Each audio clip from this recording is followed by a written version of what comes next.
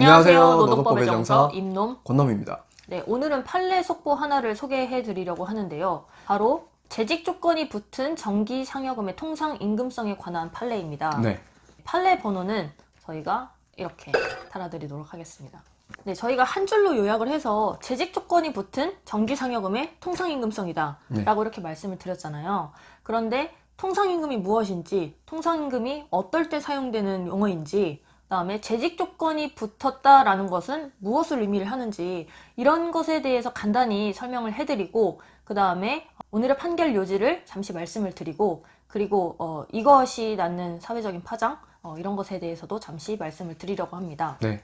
우선 통상임금에 대해서부터 간단히만 알아보고 가죠. 네. 통상임금이라는 거는 간단히만 말씀드리면 한 줄로 말씀드릴게요.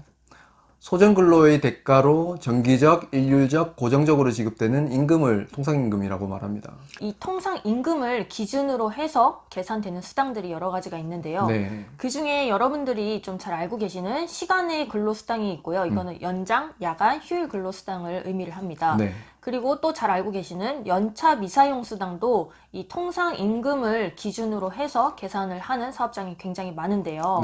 네, 맞습니다. 앞에 말씀드린 크게 그 두 가지가 통상임금으로 계산되는 법정 수당의 대표적인 예라고 볼 수 있겠죠. 네, 그럼 통상임금에 대해서 이렇게 간략히만 알아보았는데요. 네. 이 재직 조건이 붙은 정기상여금이라고 했을 때 정기상여금에 대해서는 대부분 알고 계실 거예요. 정기적으로 지급되는 상여금이다 라는 정도로 이렇게 이해하시면 될 것 같고, 네, 재직 조건이 붙었다라는 것에 대해서 사례를 들어서 말씀을 드리면 여러분들이 이해하기 쉬우실 것 같아요. 네, 예를 한번 들어보면요. 급여 지급일에 재직 중인 자에게만 지급한다는 식으로 일정 시기에 재직 중이라는 조건 달성 여부에 따라서 급여 지급 여부가 달라지는, 이것을 재직 조건이라 부를 수 있겠습니다. 네, 그러면 내가 한 달 중에서 한 달이 1일부터 30일까지라고 했을 때 만약에 20일 날 퇴사를 하게 되었어요. 그러면은 만약에 그 정기상여금 지급일이 25일이라고 했을 때 내가 20일 날 퇴사를 하니까 25일 날까지 안 다니잖아요. 그 지급일까지. 그러니까 그 당시에 재직 중이 아니니까 정기상여금을 지급받을 수 없다. 이런 거를 규정해 놓은 거를 말씀하시는 거죠? 네, 맞습니다. 네, 이러한 재직 조건이 붙은 수당의 통상임금성에 대해서 기존의 판례들은 재직 조건의 유효성에 대해서 판단을 한 적은 없었고요. 일단 재직 조건이 유효하다라는 전제에서 재직 조건이 붙은 수당은 고정성이 없어서 통상임금성이 없다는 입장이었는데요. 사실 그 수당들 중에서 정기상여금의 재직 조건이 붙었을 경우 통상임금성에 대한 대법원 판례는 없었습니다. 네, 이번 재직 조건이 붙은 정기상여금의 고등법원 판례에 대해서 요점만 말씀을 드리면, 재직 조건이 정기상여금에 붙어 있을 경우에 재직 조건의 유효성을 먼저 판단을 해 봐야 되고, 이 재직 조건이 유효하지 않으니 고정성이 부정될 수가 없고, 그렇기 때문에 통상임금성이 인정된다라는 것입니다. 결론적으로 정기상여금에 붙은 재직 조건은 무효이고, 따라서 재직 조건이 붙지 않았다고 봐야 하니 적어도 중도 퇴사 시 기본급이 일할 계산되는 것처럼 정기상여금도 일한 만큼 일할 계산되어 지급되어야 하고, 일할 계산되는 임금이다 보니 고정성이 인정되어 통상임금이다, 이런 결론이 되겠습니다. 정기상여금에 붙은 재직 조건의 유효성이라는 부분은 이미 학계에서 논의가 많이 되어 오고 있었던 부분이긴 한데요. 급여 항목에 따라서 재직 조건을 붙여서 중도 퇴사 시에 지급을 하지 않을 수 있는 항목인지, 즉 재직 조건 자체의 유효성 판단을 먼저 해봐야 된다는 것을 확인해 준 것에 의미가 있는 판례라고 하겠습니다.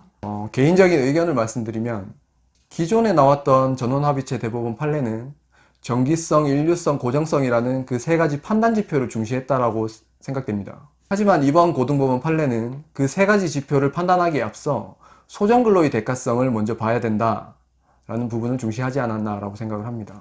즉, 소정근로의 대가에 대해서 재직 조건을 붙여 지급을 하지 않는 것이 효력이 있는가의 문제로 접근을 하지 않았나 하는 생각이 듭니다.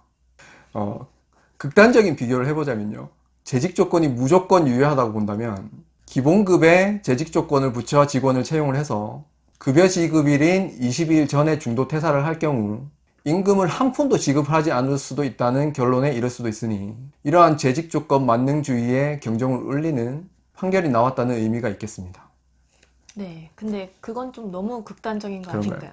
아닌가요? 네, 그래서 제가 극단적인 예를 들어본다고 말씀드렸습니다. 네. 저희 채널에는 노무사 수험생분들도 있는 걸로 알고 있는데요. 네. 이 주목받고 있는 고등법원 판례를 답안지에 보론으로 써준다면 가점이 있다라는 사실은 다들 알고 계시죠? 그러니 수험생분들도 이 판례를 한번 체크를 해보시길 바랍니다. 네. 감히 예상을 해보자면 이 고등법원 판례에 대한 대법원 판례는 전원합의체 판결로 나오지 않을까라고 예상을 해보겠습니다. 네, 만약에 전원합의체로 안 나오면 어떡하죠? 그러면 뭐 어쩔 수 없는 거고요. 그리고 이러한 고등법원 판례만 나온 상황에서도 통상임금 2차 대전의 서막이 열렸다라는 정도의 사회적 파장이 예상됩니다. 네, 이 대법원 판례가 나오기까지 시간이 조금 걸릴 것 같긴 하지만 네. 만약에 대법원 판례가 나온다면 저희가 또 신속하게 다뤄드리도록 하겠습니다. 네. 네, 오늘도 유익한 영상이 되셨기를 바랍니다. 네. 구독과 좋아요 부탁드립니다.